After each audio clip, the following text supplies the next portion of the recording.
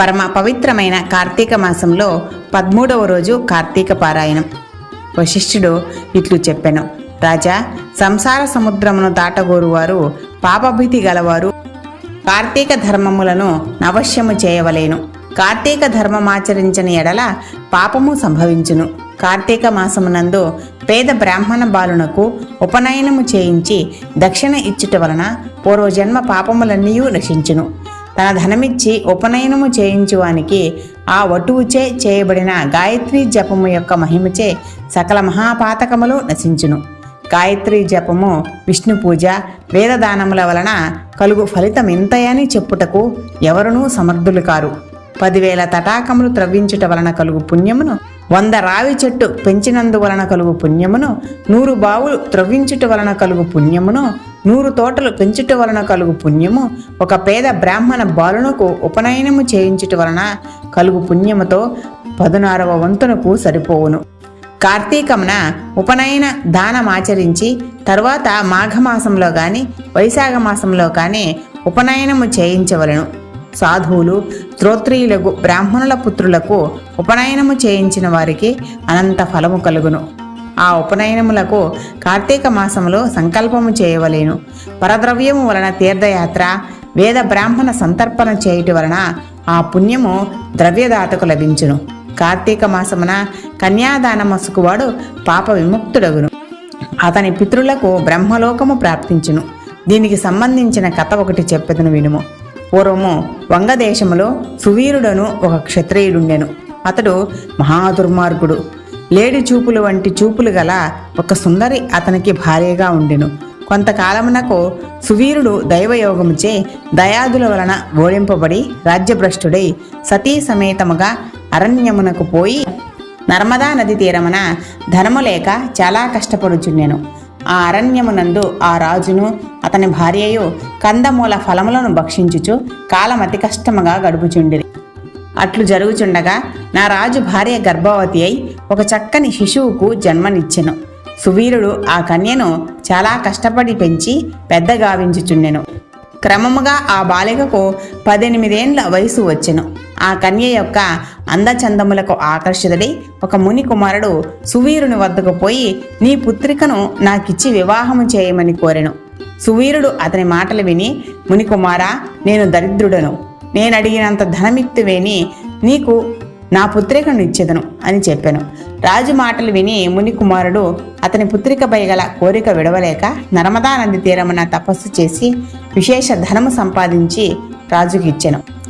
ముని కుమారుడు ఇచ్చిన ధనము తీసుకుని రాజు మిక్కిలి ఆనందించెను.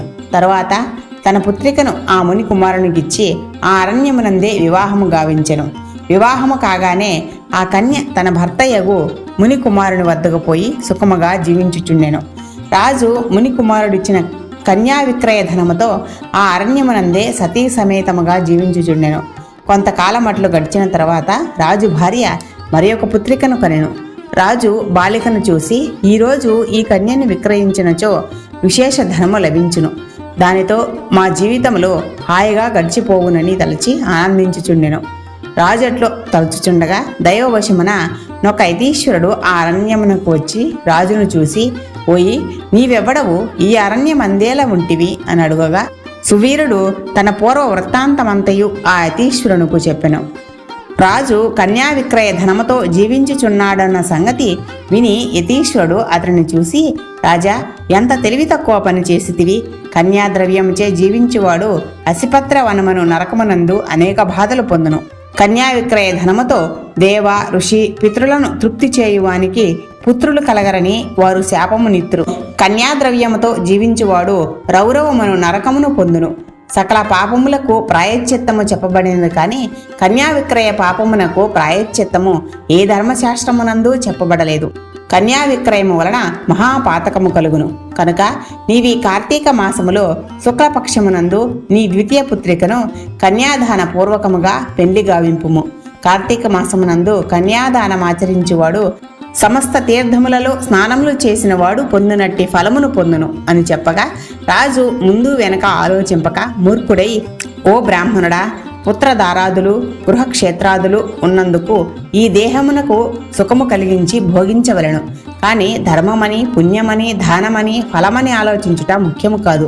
ఎట్లో ధనమార్జించి భోగించుట ముఖ్యము. కనుక ఈ నా ద్వితీయ పుత్రికను విశేష ధనమిచ్చువానికిచ్చి ఆ ధనముతో సుఖభోగములను అనుభవించెదను. నా సంగతి నీకెందుకు, నీ దారిన నీవు పొమ్ము అని కఠినముగా పలికెను. ఆ యతీశ్వరుడు అతని మూర్ఖత్వమునకు చింతించి తన దారిన పోయెను. పిమ్మట కొంతకాలమునకు ఆ రాజు మరణించెను. యమదూతలు ఆ రాజును పాశములతో కట్టి యమలోకమునకు తీసుకొని పోయిరి.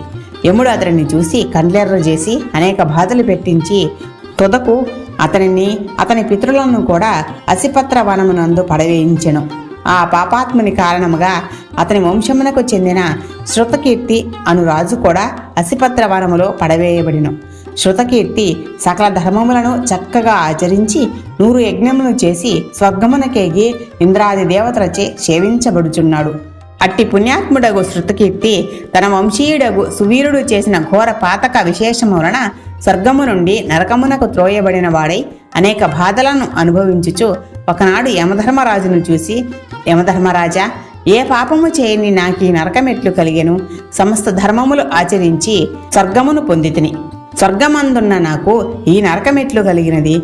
దీని వలన ఋషీశ్వరులు చెప్పిన ధర్మములన్నీయూ వృధా అయినవి కదా అని అడుగగా యముడు ఇట్లు చెప్పెను. శృతకీర్తి, నీవు మహాపుణ్యమార్జించిన వాడివన్న మాట నిజమే.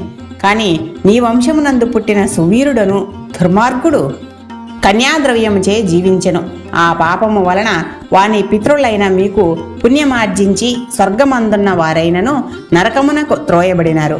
ఇచ్చట అనేక బాధలను అనుభవించిన పిమ్మట మీరు భూమి యందు దుష్ట యోనుల యందు జన్మించనున్నారు అని చెప్పగా శృతకీర్తి భయముతో గజగజ వణుకుచు, యమధర్మరాజా, నాకీ దుస్థితి తొలగించుకున్న మార్గము తెలిపి నన్ను కాపాడుము అని దీనముగా ప్రార్థించెను.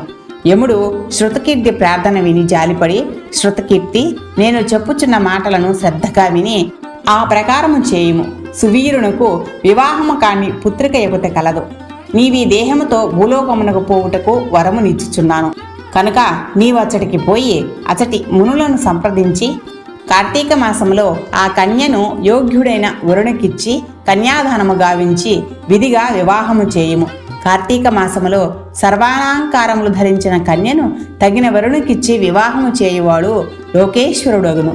కన్యలు లేనివాడు 2 పాడి ఆవులనిచ్చి కన్యను తీసుకుని వచ్చి తగిన వరుణకిచ్చి పెళ్లి చేసిన ఎడల కన్యాదాన ఫలమును పొందును అని చెప్పగా శృతకీర్తి విని ఆనందించి యమునకు నమస్కరించి సెలవు తీసుకుని నర్మదా తీరమునకు పోయి అచటనున్న సువీరుని ద్వితీయ పుత్రికను స్వర్ణాభరణములతో అలంకరించి కార్తీక శుక్ల పక్షమునందు ఈశ్వర ప్రీతిగా విద్యుక్తముగా కన్యాదానము చేసెను.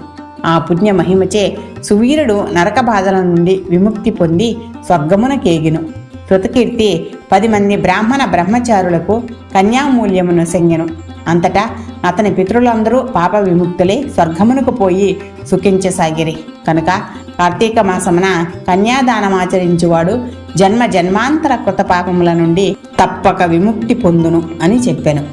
శ్రీ స్కాంద పురాణాంతర్గత కార్తీక మహాత్మ్యంలోని 13వ అధ్యాయము సమాప్తము. ఈ వీడియో కనుక మీకు నచ్చినట్లయితే లైక్ చేయండి, షేర్ చేయండి. మీ అభిప్రాయాన్ని కామెంట్ రూపంలో తెలియజేయండి. ఇలాంటి మరిన్ని వీడియోస్ కోసం మా ఛానల్ని సబ్స్క్రైబ్ చేసుకోండి. రేపటి కార్తీక పురాణంలో మళ్ళీ కలుద్దాం. అంతవరకు సెలవు. నమస్తే.